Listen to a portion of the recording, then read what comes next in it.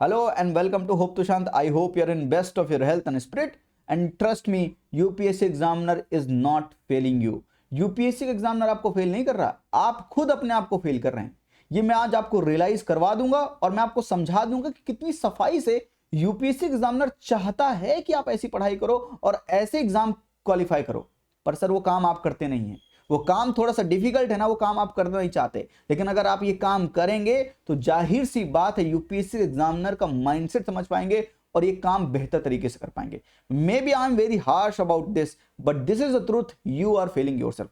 Late me explain कि मैं क्या आपको समझाने वाला हूं, किस तरह से यूपीएससी का एग्जामिनर आपको पास करने के लिए सब कुछ करना चाहता है। 2014 का ये सवाल देखिए जिसमें फोकस है कॉन्स्टिट्यूशनल गवर्नमेंट का। A constitutional government place effective restrictions on the authority of the state in the interest of the individual liberty। और ये पहला ऑप्शन जस्ट उल्टा लिखा है, इसका आंसर टू ओनली है, पर आंसर की बात नहीं कर रहे हैं। लेकिन व्हाट इज कॉन्स्टिट्यूशनल गवर्नमेंट? 2014 के इस सवाल में यूपीएससी ने खुद आपसे पूछकर ये बताया आपको कि कॉन्स्टिट्यूशनल गवर्नमेंट पर उसका फोकस है, पहला पॉइंट। दूसरा पॉइंट आपको यह भी बताया कि कॉन्स्टिट्यूशनल गवर्नमेंट होता क्या है, places effective restrictions on the authority of the state in the interest of the individual liberty. मतलब ये बात कर रहे हैं लिमिटेड गवर्नमेंट का, क्योंकि स्टेट के अथॉरिटी पे इंटरेस्ट पे रिस्ट्रिक्शन लगा रहे हैं ताकि इंडिविजुअल की लिबर्टी सही रहे, इंश्योर की जा सके। विच मीन्स कि constitutional government is a limited government. 2014 का सवाल, 2020 का सवाल पूछा उन्होंने, constitutional government by definition is a limited government. तो 2020 में अगर 2014 का प्रीवियस ईयर क्वेश्चन लगाया होता, 2020 में सवाल हो जाता है, बिल्कुल हो जाता है। अदरवाइज अगर आप ऑप्शन पढ़ने जाए तो government by legislature, popular government, multi party government, आपको सब सही लगने लगेगा। लेकिन सर आंसर क्या है? Limited government. यहां नहीं रुकूंगा मैं पूरा प्रूफ दूंगा सर। 2014 2020, आइए 2021 पर यूपीएससी प्री 2021 यूपीएससी का एग्जामिनर चाहता है कि आप पास हो। Constitutional government means government limited by the terms of the constitution, a limited government। again the repetition, UPSC repeat itself ताकि आप चीजों को बेहतर रूप में समझ पाएं।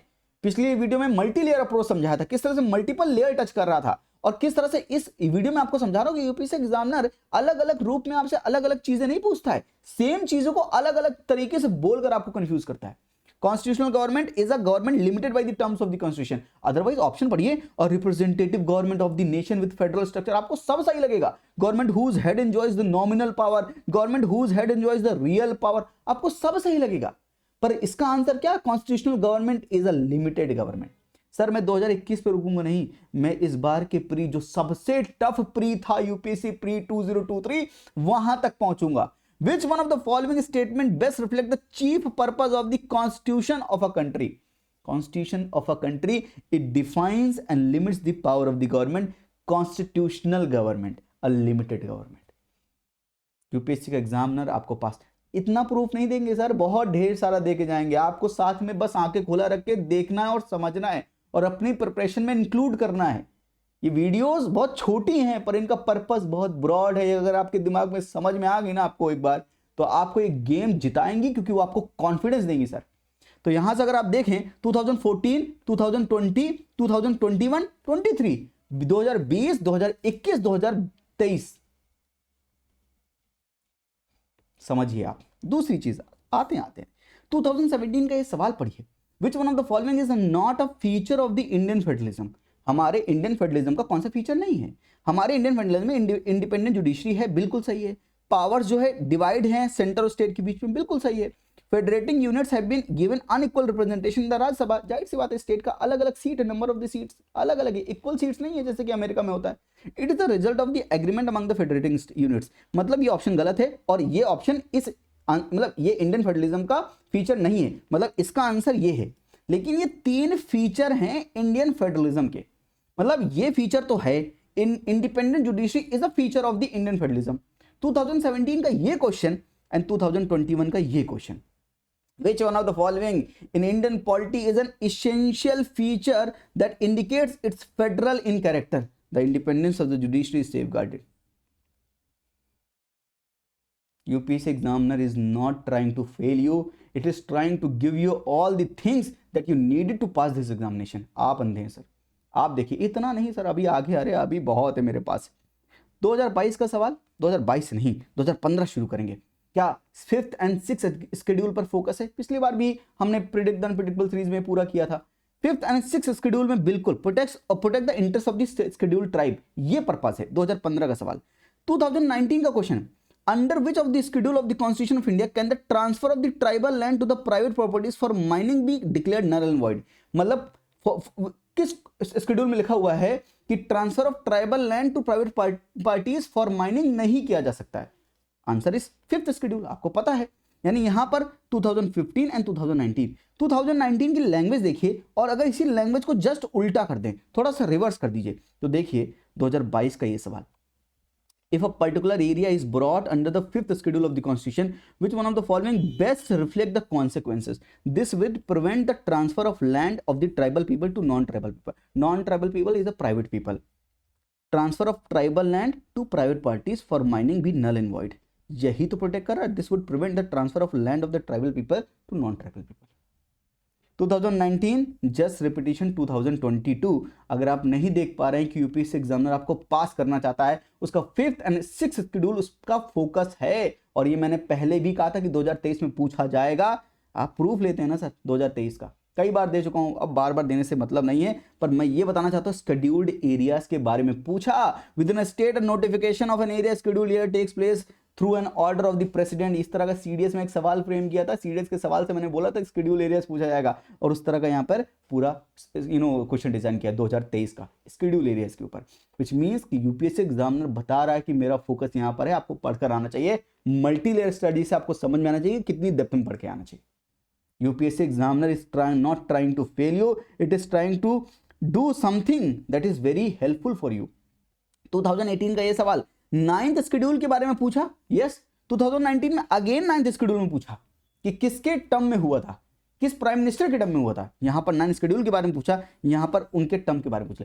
2018 एंड 2019। रुकिए 2018 में यह सवाल पूछा, right to privacy is protected as an intrinsic part of the right to life and personal liberty. ये कौन सा आर्टिकल है? ये आर्टिकल नंबर पूछा यहाँ पे, तो article 21 is right to life and personal liberty, and उसमें राइट टू प्राइवेसी प्रोटेक्टेड है। यस 2018 का ये सवाल है। 2021 का ये सवाल देखिए, राइट टू प्राइवेसी कौन से आर्टिकल में आता है? सब जानते हैं इसको, लेकिन यूपीएससी एग्जामिनर आपको बोल रहा है बार बार 2018 2021, it is not trying to fail you. 2019 का सवाल है, बताइए राइट टू मैरी कौन से आता है? आज मुझे कमेंट बॉक्स में बताइए कि राइट टू मैरी कौन से आर्टिकल में आता है। मैंने हाईलाइट कर रखा है article 21 of the Indian constitution, Hadiya case. Which means कि अगेन अगर ये देखें तो आपको समझ में आना चाहिए कि ये प्रूफ है सर आपके लिए कि यूपीएससी का प्रीवियस ईयर क्वेश्चन, एग्जामिनर का माइंडसेट, मल्टीलेयर अप्रोच किस तरह से काम कर रहे हैं। सर यहां नहीं रुकेंगे, यहां पर भी आएंगे। 2017 राइट अगेंस्ट एक्सप्लॉयटेशन के बारे में पूछ रहा है। ये envisaged by the right against exploitation of the constitution of India में क्या क्या लिखा हुआ है। Yes 2021 untouchability, again rights, fundamental rights untouchability कौन से उसमें आता है? राइट टू इक्वालिटी में तो नहीं आता। Right to equality 14 to 18 and article 17 talks about untouchability. Again articles के बारे में बात कर रहा 2020। एंड यहाँ पर देखिए 2022 का सवाल, under which of the Indian constitution concentration of wealth violates. Again यहाँ पे पूछ रहा है कि right to equality, DPSP, right to freedom, concept welfare कहां पर आता है। विच मीन्स कि वो आर्टिकल से सवाल पूछता है। 19, 21 ये सब आपको दिखाया, और यहां पर मैं आपको दिखा रहा हूं पार्ट से सवाल पूछ रहा है कि फंडामेंटल राइट में जो डिफरेंट है, राइट टू इक्वालिटी है, राइट टू फ्रीडम है, right against conviction of offence है, human trafficking, child labour, right to religion है, आर्टिकल 32 रिट जुरिसडिक्शन है, डीपीएस में पूरा पूछ रहा है कि वेलफेयर स्टेट है क्या नहीं। उस तरह से सवाल डिजाइन किया, उस तरह सवाल डिजाइन किया। जैसे कि अगर डीपीएसपी वाला भी आपको मैं दिखाऊं, यस दिस वन 2015 में पूछा, डीपीएसपी प्रिंसिपल क्या बताते हैं socio economic democracy and not enforceable by any court. यानी सोशियो इकोनॉमिक डेमोक्रेसी के बारे में बात करते हैं, वेलफेयर स्टेट के बारे में बात करते हैं। 2015 का सवाल 2015 में ही पूछा कि वेलफेयर स्टेट कहां है। The ideal of the welfare state in Indian constitution enshrined in DPSP. 2015 के दोनों सवाल। और आगे आइए 2020, the constitution of India declares its ideals of the welfare state और DPSP. 2015 2020 DPSP welfare state. UPSC examiner is not trying to fail you. यहां पर पढ़िए, सवाल पढ़िए, 2015 का सवाल पढ़िए, the parliamentary system of government, which means parliamentary form of government में क्या होती है चीजें, काउंसिल ऑफ मिनिस्टर जो होता है लोकसभा पर रिस्पॉन्सिबल होता है ना, council of minister is responsible to the Lok Sabha. 2015 council of minister is responsible to the Lok Sabha. 2017 parliamentary form of government, the executive remains responsible to the legislature. Council of Minister executive and Lok Sabha legislature, the executive remains responsible to the legislature. आइए 2020 the parliamentary form of government is one which the government is responsible to the parliament and can be removed by it. अगर आप सही से देखें 2015, 17, 20 the repetition of same concept again and again sir, again and again. नीचे आइए, हाँ again वो judicial review के बारे में पूछता है, बेसिक स्ट्रक्चर के बारे में पूछता है। 2017 में पहले जुडिशियल रिव्यू पूछ चुका था, इसलिए 2020 में अगेन रिपीट करके पूछता है। The constitution of India provide for the judicial review to safeguard the citizens liberty to preserve the ideals of the constitution on the constitution on which the constitution is based. Constitution of India provides, constitution of India defines. वो आपको trap भी समझाता है कि कौन सा trap वो use करने वाला है। यस, The 2014 का सवाल, the promotion of international peace and security and 2020 separation of judiciary from the executive, they both are articles of the DPSP, Directory Principle of State Policy, Part 4 of the Indian Constitution. Again वो part and article से सवाल पूछता है। लोग कहते हैं articles नहीं पढ़ना चाहिए, मैं आपसे कहूंगा बेयर उठा के आर्टिकल पढ़ना शुरू कर दीजिए, आपके लिए बहुत फायदेमंद होगा। 2014 का ये सवाल एंटी डिफेक्शन पूछा था, कौन सा शेड्यूल है, 10th schedule is anti defection. 2022 में सवाल पूछ लिया पूरा एंटी डिफेक्शन के ऊपर, multi layer approach of the UPSC. UPSC examiner is not trying to fail you, that's my guarantee. अगर आपको समझ आ रही चीजें, 2015 में Panchayati Raj system, democratic decentralisation, 2017 local self government can be best expand as the exercise of the democratic decentralisation. Sir कितने proof दूं, कितने प्रूफ दूं आपको, सारे प्रूफ मैंने दे दिए, कितने ढेर सारे। यहां पर मैंने आपको चीफ पर्पस कॉन्स्टिट्यूशनल गवर्नमेंट का पहला प्रूफ दिया, यहां पर मैंने फेडरलिज्म का प्रूफ दिया, यहां पर मैंने आपको शेड्यूल का प्रूफ दिया, यहां पर मैंने आपको आर्टिकल 21 का प्रूफ दिया, यहां पर मैंने 9th शेड्यूल का प्रूफ दिया, यहां पर मैंने आपको डीपीएसपी का प्रूफ दिया, यहां पर पार्लियामेंट्री फॉर्म ऑफ गवर्नमेंट का प्रूफ दिया, यहां पर मैंने according to constitution of India judicial review का मैंने प्रूफ दिया, यहां पर मैं अगेन डीपीएसपी का आपको प्रूफ दिया, यहां पर भी डीपीएसपी का प्रूफ दिया, यहां पर मैंने एंटी डिफेक्शन लॉ का प्रूफ दिया, यहां पर मैंने आपको पंचायती राज सिस्टम का प्रूफ दिया। और मैंने आपको 73rd 74th अमेंडमेंट बोला है कि पंचायती राज इंपॉर्टेंट है, उसकी वीडियो हम पूरी बना चुके हैं। प्रेडिक्ट द अनप्रेडिक्टेबल की एक भी वीडियो मत छोड़िएगा, सारी वीडियोस करना नेसेसरी है, मैंडेटरी है आपको, ताकि आपको जितना मैं फ्री में समझा सकता हूं उतना फ्री में समझा दूं,